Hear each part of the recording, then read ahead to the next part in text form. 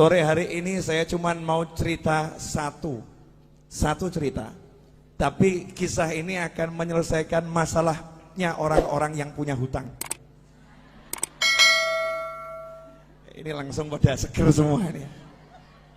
Orang-orang yang punya hutang insya Allah akan selesai masalahnya berkat cerita yang satu ini.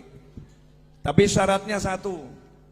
Syaratnya jangan matikan nabimu, jangan wafatkan nabimu, jangan hilangkan nabimu Muhammad sallallahu alaihi wasallam.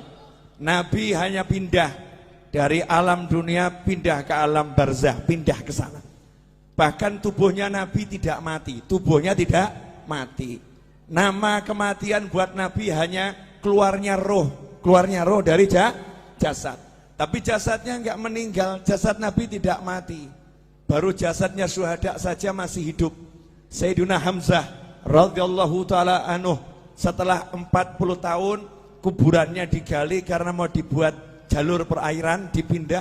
Ada salah satu alat gali yang kena tubuhnya, jenazahnya. Setelah 40 tahun masih mengucurkan darah segar.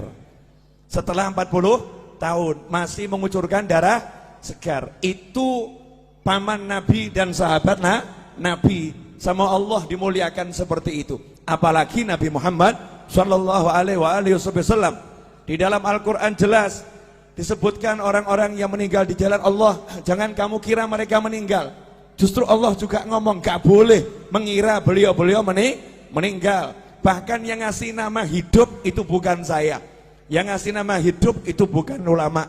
Yang ngasih nama hidup itu bukan Nabi Muhammad SAW, tapi Allah sendiri yang mengatakan bal ahya, mereka itu sungguh hidup di sisi Allah subhanahu wa ta'ala yurzakun. Dan bukan cuma hidup, ada yang hidup gak dapat rezeki, tapi ini hidup yurzakun, terus diberi rezeki oleh Allah subhanahu wa ta'ala. Itu baru kelasnya orang-orang yang syuhada. Lantas bagaimana dengan kelasnya imamnya para syuhada, imamnya para nabi, imamnya para rasul, yaitu baginda Muhammad sallallahu alaihi wasallam. Jadi rasakan dulu, jenengan semua, anda semua, kita semua punya nabi yang hidup di alam sana, yang bekerja di alam sana, yang bergerak di alam sana, gak pernah berhenti, terus memantau umatnya. Termasuk sore hari ini menerima sholawat dan salam jenengan semua. Diterima itu sholawat dan salam, karena ini kiriman ya, diterima oleh Nabi Muhammad SAW. Bahkan jelas alamatnya dari mana. Nah itulah bejonya saya, Majlis Ar-Raudhah. Padahal ini maulid Jamuri, betul ya? Nah tempatnya Majlis Ar-Raudhah, yang ngirim Jamuri, yang ngirim Jamuri dan kawan-kawan semua dapat, dicatat oleh Nabi Muhammad sallallahu alaihi wasallam. Nah kalau udah seperti itu, apa keuntungan yang didapat? Ini banyak orang yang lupa, banyak orang yang gak paham, banyak orang gak ngerti. Di zaman Nabi Muhammad SAW ada sahabat namanya Jabir bin Abdullah radhiyallahu ta'ala anhu. Sahabat Jabir ini punya kebun kurma dan dia punya hutang kurma, kurma. Masalahnya utangnya sama Yahudi yang benci Nabi, benci Islam. Karena tidak setiap Yahudi benci. Ya, Yahudi itu bangsa. Istri Nabi Sayyidah Sofiyah juga seorang Yahudiyah. Yang dibenci itu adalah ajarannya Yahudi yang memusuhi Islam. Lah ini udah ajarannya Yahudi, orangnya Yahudi pula. Bencinya sama Nabi luar biasa. Ketika melihat ada satu sahabat punya hutang, belum bisa bayar, maka Yahudinya senang. Ini saatnya untuk menghina sahabatnya Nabi. Ini saatnya untuk merendahkan sahabatnya Nabi Muhammad sallallahu alaihi wasallam.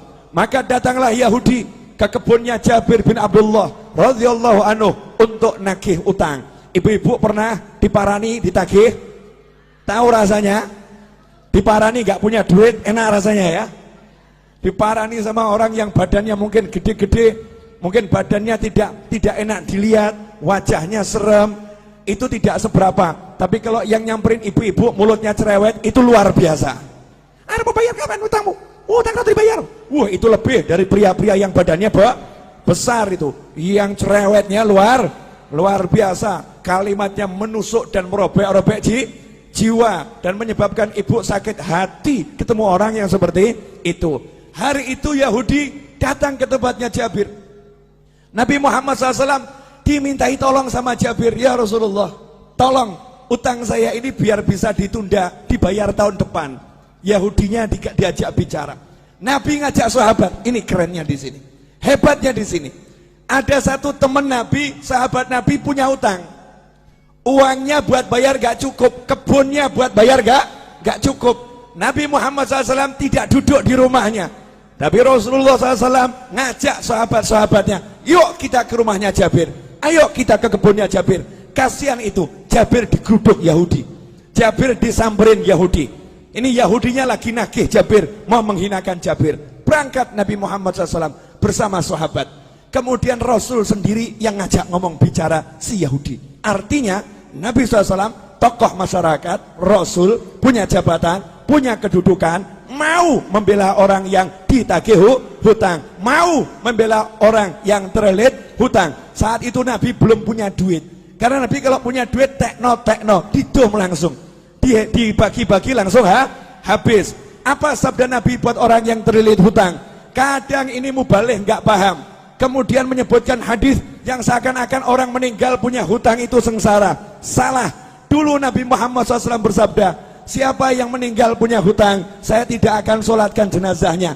Maksudnya bukan karena benci, Nabi tidak mau nyolatkan jenazahnya dulu, minta sahabat yang punya duit, beres no ini, bayari hutangnya, sehingga masuk kubur udah selesai, gak ada hutang piutang. Kalau kita alhamdulillah sudah niru, kalau ada hutang piutang jadi tanggungan saya, tanggungan kami atau keluarga. Jadi Nabi nggak mau SAW ada umatnya yang meninggal dalam keadaan masih punya hutang. Makanya Nabi ngomong sama sahabat, tidak sama mulai sholat dulu sebelum hutangnya dilunaskan.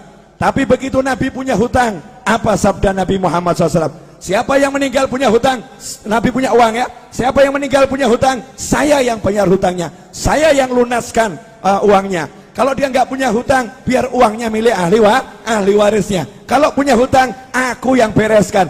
Mana konglomerat sekarang yang berani ngomong begitu? Mana saudara yang berani ngomong begitu? Mana umat Islam yang berani ngomong begitu untuk orang yang tinggal di satu kampungnya? Yang di kampung ini yang punya hutang, kalau meninggal aku yang melunaskan. Mana yang seperti itu? Nabi Muhammad SAW bangkit membela sahabatnya, diajak ke rumah Jabir. Sampai di situ Nabi ngomong langsung sama yang namanya Yahudi. Yahudi, gini aja, kalau boleh pembayarannya ditunda, diundur, kasih perpanjangan waktu. Yahudinya ngomong, ya Abul Qasim, wahai Abul Qasim, julukan Nabi Muhammad SAW, wahai Abul Qasim, tidak bisa, hari ini juga harus dibayar. Bu, kalau jenengan ditagih utang 5 miliar, hari ini harus dibayar. Ngeluh atau enggak ngeluh? Ngeluh ya. Punya uang cuma 100.000, tagihannya 5 miliar. Pusing atau enggak pusing? Pusing. Lah ini Nabi Muhammad SAW datang, kasusnya begitu. Kebun korma ini buahnya cuma sedikit, hutangnya bertonton, jadi enggak mungkin bisa dibayar. Maka Nabi mengatakan kepada Yahudinya, tunggu sebentar.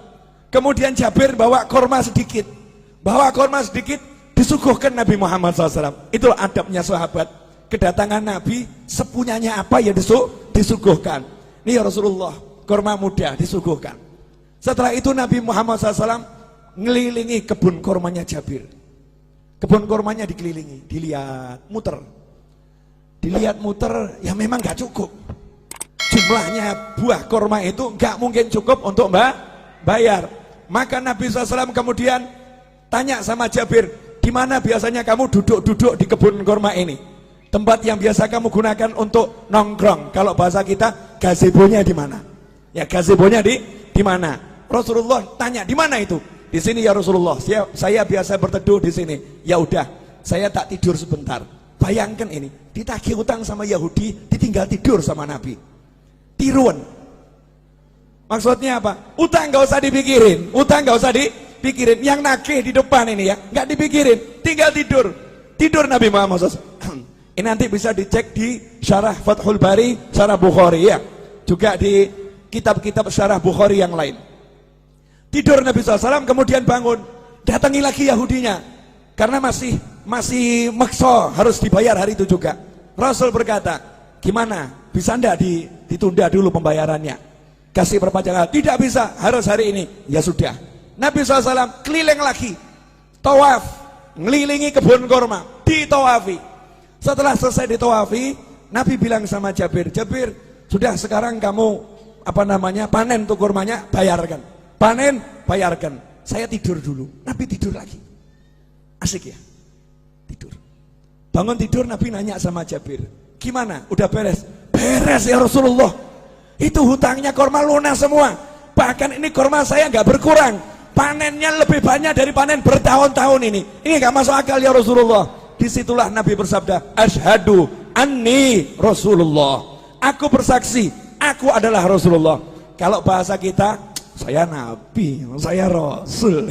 Rasulullah bangga dengan kerasulannya. Aku bersaksi, aku adalah Rasulullah. Sallu ala Nabi. Allahumma sholli wa sallim alaih. Pelajarannya apa? Pelajarannya banyak, tapi saya mau garis bawahi satu. Lah kamu kalau ada masalah, nabimu mbok buang. Kamu punya masalah, nabimu kamu singkirkan. Kamu punya masalah seperti nggak punya nabi. Sahabat ada masalah, punya nabi. Sahabat ada masalah, tahu punya Rasul. Makanya yang ngomong sama nabinya, ngomong sama Rasulnya. Nah kalau sudah jadi sahabatnya Nabi, jadi temannya Nabi SAW, kalau punya masalah, Nabi selesaikan. Nah kenapa kita sekarang ada masalah, gak selesai-selesai, gak pernah menjadikan Nabi sebagai teman, gak pernah menjadikan Nabi sebagai sahabat. Beda dengan para kiai dan Habib tempo dulu. Habib dan kiai tempo dulu tuh tidak pernah mengajarkan pakailah pakaian dengan tangan kanan, melepas dengan tangan kiri. Gak seperti itu. Tapi para Habib dan para kiai ngajari, pakailah pakaian, bayangkan gimana Nabi pakai pakaian. Nabi kalau pakai pakaian tuh kamu bayangkan dulu. Nabi kalau pakai pakaian, tangan kanan dulu. Kalau melepas, tangan kirinya. Rasulullah SAW kalau pakai sandal, kaki kanan. Kalau melepas, kaki kiri. Bukan masalah kanan kirinya, tapi suruh bayangkan nabinya, suruh bayangkan Rasulnya Muhammad Sallallahu alaihi wasallam. Nah kalau kita udah seperti itu, jalan kita bayangkan gimana Rasulullah pakai sandal. Kemudian jalan kita bayangkan bagaimana Rasulullah berjalan. Duduk kita bayangkan bagaimana Rasulullah dulu SAW. Maka kalau kita punya hajat, ada masalah, tinggal ngomong, Kanjeng Nabi pengen beli rumah, gak punya duit, ngomong.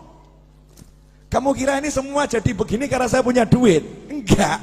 Tapi gara-gara saya rajin ngomong, ya Rasulullah, cucumu yang agak nyebelin di Solo ini, banyak dosanya, banyak salahnya, punya utang banyak, punya hajat banyak, please mintakan sama Allah, lunaskan, mintakan sama Allah, selesaikan, mintakan sama Allah. Nah kalau Jabir sahabat, Jabir itu sahabat, Nabi datang ngurusi, masa saya cucunya nggak diurusi? Nggak mungkin. Masa saya cucunya nggak diurusin? Nggak mungkin. Lantas bagaimana dengan Anda? Beb, saya bukan cucu Nabi. Tenang, Anda semua bisa jadi saudara Nabi Muhammad SAW. Rasul dalam hadis mengatakan, sungguh saya kangen sama saudara saya. Maka sahabat ngomong, ya Rasulullah, kan kami ada di sini, kami saudaramu, kok dicari? Kenapa? Saya nggak cari kalian, kalian sahabat saya, bukan saudara saya. Lantas siapa saudaramu ya Rasulullah SAW? Orang-orang yang lahir nanti belum pernah lihat saya, tapi percaya sama saya, iman sama saya, bahkan rela kehilangan harta dan keluarganya demi sekali melihat saya. Itulah saudara-saudara saya. Saya kangen pengen melihat beliau-beliau itu. Bayangkan, Nabi belum pernah ketemu kita, wujud kita belum ada, sudah dikangeni, dikangeni. Lah kalau kita sekarang bisa kangen sama Nabi dengan baca sholawat Barzanji, Maulid Tiba, kemudian Burdah, Simtudurar dan semisalnya, kita sholawatan sama kangen, berarti kita jadi kelompok saudara Nabi Muhammad SAW. Dan saudara sama saudara itu pasti saling membela, pasti saling mendukung. Kalau udah begitu, kamu punya masalah, insya Allah nggak punya masalah. Saya punya masalah, insya Allah nggak punya masalah. Kenapa? Yang turun tangan langsung Nabi Muhammad Sallallahu alaihi wasallam, yang menyelesaikan langsung Rasulullah SAW. Nah, biar Rasul mau turun tangan, biar Rasul mau menyelesaikan, saya kasih tip satu, gak usah banyak-banyak. Mau Bu? Wani piro? Ya karena ini urusan masalah. Banyak orang zaman sekarang kan penuh masalah, bingung solusi. Gampang. Ilmunya orang tua. Pegang tasbih, baca nariyah 4.444 kali. Pegang tasbih, baca munjiah 1.000 kali. Solawat, pegang solawat. Solawatin masalahmu. Ada orang ngomong, Beb, ini kan urusan dunia. Masa solawat dipakai urusan dunia? Loh, kamu tuh masa urusan dunia mau pakai apa kalau nggak pakai takwa? Urusan dunia itu diraih dengan takwa. Kamu punya hajat pengen kabul harus doa. Doa nggak pakai solawat nggak diterima sama Allah. Sehebat apapun orangnya doa, nggak pakai solawat nggak diterima sama Allah Subhanahu wa ta'ala. Sehebat apapun orangnya sholat, nggak pakai solawat nggak diterima sholatnya oleh Allah Subhanahu wa ta'ala. Sehebat apapun orang khutbah Jumat, gak pakai solawat, gak diterima oleh Allah Subhanahu wa ta'ala. Kalau hidupmu gak ada solawat, gak diterima oleh Allah Subhanahu wa ta'ala. Dan kalau kamu hanya ingat Allah, gak mau ingat Nabi Muhammad SAW, Islammu ditolak oleh Allah Subhanahu wa ta'ala. Sebelum minta apapun, suruh mengedepankan Allah Rasulullah, Allah Rasulullah. Dalam sholawat sudah ada semuanya. Allahumma sholli, Allahumma sholli. Sholawat itu nyebut Allah, nyebut Nabi Muhammad SAW. Nah, setelah kita banyak sholawat, awali doa dengan sholawat, betul? Setelah kita banyak sholawat, baru ngomong, ya Allah, ini loh hajat saya, ini loh masalah saya, selesai. Makanya orang dulu ngajari begitu. Cuman ibu-ibu pokil. Tahu pokil, Bu? Curang. Iya, merekayasa solawat, kemudian mencurangi solawat. Nariyah 4.444 kali dibaca berjamaah, satu orang ambil 5 jagung, 10 jagung. Saya nggak bicara fadilah, kalau fadilah luar biasa, fadilahnya luar biasa. Kemudian protes sama kiainya, sama habibnya, sama gurunya. Saya udah baca nariyah berjamaah, tapi hajat kok nggak kabul-kabul. Habibnya jawab kabul, cuman kabulnya juga berjamaah, jadi dicicil saudara-saudara. Kabulnya dicicil, diangsur. Kalau pengen kabulnya cespleng, ya kamu sisakan waktu khusus. Minta izin sama suamimu. Suami, kamu butuh mobil, butuh rumah, butuh hutang lunas. Iya, dah kamu urus anak-anak, aku izin ngurung diri di kamar 5 jam, jangan diganggu. Ngapain? Mau nariyah. Pegang tasbih, baca nariyah 4.444 kali. Setelah itu keluar ngomong sama suami, jangan kamu pikir lunas hutangmu. Niru Nabi, Nabi tidur. Nabi tidur, dah silahkan pergi kerja, gak usah dipikir. Main-main sama anak, gak usah dipikir, lunas. Suaminya nanya, lunas piye? Duit gak ono, tenang, Nabi yang bereskan. Lah caranya piye? Ojo takok aku. Caranya gimana? Jangan tanya saya. Janji Allah wa yarzuqhu min haitsu la yahtasib. Allah akan kasih rezeki dari arah yang gak pernah diduga. Itu kalau kita pegangan sholawat. Dan tidak mungkin sia-sia orang yang berpegang sholawat. Nah sayangnya kita sukanya susah. Ini ibu-ibu Jawa ini kan gak ada wajah-wajah susah, gak ada ya. Gak ada wajah-wajah susah, gak ada. Walaupun hidupnya mungkin ada yang agak susah, tapi tetap gak susah, paham ya? Lah hidupmu penuh nikmat kok susah. Hidupmu penuh nikmat kok susah. Karena ini 30 hari sholawatan terus. Jadi ya suami ditinggal loh ini. Suami, bojo, bye-bye. Pak, sholawat dulu ya Pak ya. 30 hari suaminya ditinggal. Dari mulai zuhur sampai maghrib, anaknya ditinggal. Serahkan suaminya, tolong urus anak-anak dulu ya. Yang udah dewasa udah nak, mau ikut, gak mau ikut, kamu jalan sendiri. Ibu berangkat sholawatan. Begitu pula ibu-ibu. Lah kok ragu, hajatnya gak kabul. Kan manusia aneh bin ajaib. Berarti gak percaya sama nabinya, gak yakin sama rasulnya. Yakin sama rasulmu, percaya sama nabimu. Ikhwani rahimakumullah. Terakhir, karena saya baru nyampe dari Jatibarang. 2:30 malam tadi saya masih di sini. Tadi jam 8 saya ceramah di Jatibarang. Ya, dari Jatibarang saya balik ke sini. Nanti maghrib saya ke Jogja insyaallah. Kemudian besok jam 6 pagi saya harus terbang ke Jakarta. Acara jam 9 sampai asar. Padahal asar saya pergi ke Bandung. Jalan-jalan terus, asik. Enak toh? Wajah saya wajah lelah atau bahagia? Lah makanya, berarti enak atau enggak enak? Enak, jalan-jalan toh, terus asyik keliling terus ya, keliling terus. Ketemu orang mumet, saudara-saudara. Orang mumet yang bisa bahagia. Terakhir. Ini ibu-ibu, ini perlu dijelaskan. Saya masih ingat kata-kata Habib Anis. Ibu-ibu itu yang wirid-wiridnya jauh lebih banyak dari bapak-bapak. Bahkan mungkin ibu-ibu itu punya buku doa terbanyak dibandingkan bapak-bapak. Yang paling hafal doa-doa itu ibu-ibu. Doa pelunas hutang 1, doa pelunas hutang 2, doa pelunas hutang 3 gitu ya. Itu ibu-ibu. Saking mumetnya, wiridnya luar biasa, itu ibu-ibu. Nah gini Bu, yang di atas juga, pemirsa di rumah juga, sering ada orang yang ngomong begini, saya semakin rajin sholawat, kok rezeki semakin seret. Sejak ikut Jamuri kok bisnis saya berantakan. Sejak ikut Majelis Ar-Raudhah kok warung saya sepi. Warung saya sepi. Dulu waktu saya nggak pernah sholat, warung saya laris. Waktu saya mabuk-mabukan, rezeki saya lancar. Saya mendekat sama Allah, kok dunia menjauhi saya. Nah ini yang ngomong begini gagal paham. Gagal paham. Boleh saya membuat ibu-ibu lebih tercerahkan? Boleh? Bu, pilih duit atau sehat? Pilih anak atau duit? Gini, ulangi. Pilih duit atau sehat? Pilih punya anak atau enggak punya anak? Pilih punya duit tapi enggak punya anak, atau enggak punya duit tapi punya anak? Mestinya ya. Punya duit, punya anak. Kenapa saya nanya seperti ini? Maksud saya begini loh. Yang namanya duit itu kecil. Tahu kata Allah Ta'ala, dunia dan segala isinya la ta'dilu janaha ba'udullah. Dunia dan segala isinya tidak sepadan dengan sebelah sayap nyamuk. Sebelah sayap nyamuk sama dunia, maqablal akhirah, semuanya itu.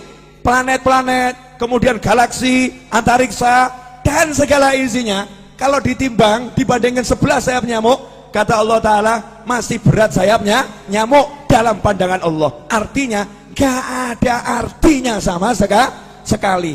Jadi kalau kamu punya duit seberapapun, itu rezeki yang remeh-temeh, rezeki yang hina, rezeki yang kecil, rezeki yang jelek.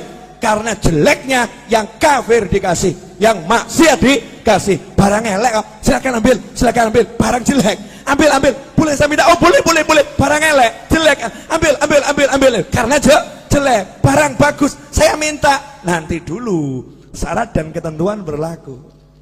Syarat dan ketentuan berlaku. Nah yang barang bagus apa? Bisa sholat, bisa zikir, bisa sholawat, bisa bekti sama orang tua, bisa puasa, bisa baca Al-Quran, bisa menikmati maulid. Ini rezeki yang luar biasa. Makanya ketika kamu mendekat sama Allah, kemudian kok duniamu kecil, kecil, itu tanda-tanda bahwasanya kamu dikasih rezeki yang sangat besar. Masalahnya duitmu seret, itu aja. Cuman duit yang seret, tapi kan mata sehat, telinga sehat, kaki sehat, semuanya sehat, bisa menikmati majelis, bisa bahagia. Ada orang yang duitnya banyak, habis buat berobat. Ada orang yang duitnya banyak, habis untuk memuaskan nafsunya, nggak puas, cari bahagia, nggak bahagia. Lanjenengan modal masuk Jamuri, duduk silo, selonjor, senden, bahagia. Kok murah men ya? Gampang men nih, bahagianya, mudahnya luar biasa. Nikmat dari Allah Subhanahu wa Ta'ala. Kuncinya di situ. Buang dulu dunia dari hati, kecilkan, gak ada manfaatnya, cilik, gak ada artinya. Setelah bisa kamu buang, nanti di situ dunianya akan datang. Bahasa saya begini, perempuan cantik itu kalau dikejar semakin gaya. Betul? Ini pengalaman pribadi ini. Ya, pria tampan kalau dikejar juga semakin gaya. Tapi kalau dicuekin pasti penasaran. Ini semua orang ngejar saya ya. Kok yang satu ini cuek-cuek saja ya? Akhirnya kebalik. Yang cantik tadi itu akan ngejar, betul ya? ngejar. Lah kalau kamu pengen dikejar dunia, cuekin dunianya. Cuekin dunianya. Kalau kamu cuek sama dunia, dunianya nanti akan penasaran. Kok aku nggak disentuh ya? Aku nggak dicari sama dia ya? Aku kok nggak dianggap ya? Dunianya akhirnya jor-joran. Ambil, ayo, tertarik sama aku. Ambil, tertarik sama aku. Kita tetap nyantai-nyantai saja. Cuek, nggak ngaruh. Gak ngaruh. Itu kunci untuk menguasai dunia. Rahasianya di situ. Terakhir. Udah, ini saya ceramah bengak-bengok biar ngantuknya hilang kabeh. Karena ini jamnya jam ngantuk dari tadi jam 1 kan ya. Ngantuk. Terakhir ibu-ibu yang dimuliakan Allah Subhanahu wa taala. Jadi kalau ada masalah, gak usah bingung, gelar sejadah, pegang tasbih, baca sholawat. Selesai. Setelah itu ojo mbok pikir, jangan dipikir. Lanjutkan kehidupan, masak ya masak, ngobrol sama anak ya ngobrol sama anak. Dan jangan buka handphone kemudian share sama temennya, sumpek aku sumpek. Nah, ini gak selesai masalah ini. Sumpek, saya lagi banyak masalah. Semakin kamu nyebut, semakin sumpek itu. Semakin sumpek. Udah kamu duduk baca sholawat, selesai, gak usah di-share. Walaupun suamimu nyebelin, gak usah diurus, sholawatin, selesai. Loh, saya punya pengalaman. Orang curhat sama saya, Beb, ini suami saya kok ngombak-ngambek terus nih, Beb. Pulang ke rumah ketemu suami wajah ngambek terus. Suntuk saya, Beb. Gimana caranya? Sholawatono. Selesai. Jadi nanti kamu ngelus-ngelusnya sama sholawatin. Allahumma sholli ala sayyidina Muhammad. Di hati saja tidak disolawatin. Besoknya laporan lagi, Beb, alhamdulillah gimana? Udah nggak ngambek lagi. Silahkan dipraktekkan ibu-ibu ya. Kalau suaminya suka ngambek-ngambek, sholawatin. Ya, sholawatin. Kalau kerja di perusahaan, bosnya ngambek-ngambek, sholawatin. Kalau ada pelanggan yang ruwet, sholawatin. Beres, nggak mungkin tidak beres. Jaminan 100%, 100%. Ini yang ngomong sudah praktek. Yang ngomong sudah praktek. Kalau ketemu orang ruwet-ruwet, modal saya tak sholawatin, selesai. Ya, sholawatin selesai. Kalau saya nggak kuat nyolawatin, saya titip sama teman-teman saya, duduk di musola baca munjiah 100 kali, saya punya hajat. Duduk di tanah sana baca munjiah 1000 kali, saya punya hajat. Giliran saya nyupir ceramah, saya ceramah, yang lain sholawat. Selesai ceramah, selesai masalah. Mau praktek? Jangan, berarti kamu nunggu masalah dulu. Jangan praktek untuk masalah, praktek untuk hajat. Terima kasih. Jazakumullah khairan katsiran. Insyaallah yang sedikit ini barokah dan manfaat. Saya udah bilang pokoknya kalau bulan Maulid ceramah saya berusaha dan saya begini nih sumuk dan panas. Saya membayangkan bagaimana ibu-ibu kuat dengan pakaian yang seperti ini ya, luar biasa. Waktu saya di Hongkong naik taksi, supir taksinya diminta sama TKW Hongkong dengan bahasa Hongkongnya, tolong AC-nya didinginkan. Maka jawaban supir taksinya, AC saya sudah dingin. Masalahnya bukan di AC, tapi pakaianmu kebanyakan katanya. Bukan pakai jubah, pakai ini tuh apa namanya TKW kalau pengajian, pakaianmu kebanyakan. Alhamdulillah, insya Allah kalau pakai baju gini kepanasan akan menghilangkan panasnya neraka, menghilangkan panasnya kubur. Saya minta semuanya angkat tangan, tirukan saya boleh? Bismillahirrahmanirrahim. Allahumma salli wa sallim ala sayyidina Muhammadin wa alihi wa sahbihi ajma'in. Rabbi ighfirli wa li walidayya warhamhuma kama rabbayani saghira. Rabbi ighfirli wa li walidayya warhamhuma kama rabbayani saghira. Rabbi ighfirli wa li walidayya warhamhuma kama rabbayani saghira. Wa sallallahu ala sayyidina Muhammadin wa alihi wa sahbihi wa sallam. Walhamdulillahi rabbil alamin. Alhamdulillah, detik ini ibu-ibu naik pangkat jadi anak yang solihah. Anak yang solihah. Karena dalam hadis disebutkan waladun solihun yad'ulah. Anak soleh itu yang mendoakan orang tua. amanat saya, sehabis sholat jangan tinggalkan doa ini. Rabbighfirli wali walidayya warhamhuma kama rabbayani shaghira. Dan ajarkan pada siapapun, ajarkan kepada anak kita. Janji Nabi, Allah tidak akan memutuskan rezeki dari seorang hamba yang hamba itu tidak memutuskan doa untuk orang tuanya. Maka kalau kita doakan orang tua kita terus, maka rezeki zahir dan batin tidak akan putus. Saya mengucapkan jazakumullah khairan dan mohon maaf atas segala ketidaknyamanan dan kekurangan majelis ini dalam menyambut Anda semua. Mudah-mudahan dimaafkan dan barokah, amin. Wassallallahu ala sayyidina Muhammadin wal afu minkum. Wassalamualaikum warahmatullahi wabarakatuh.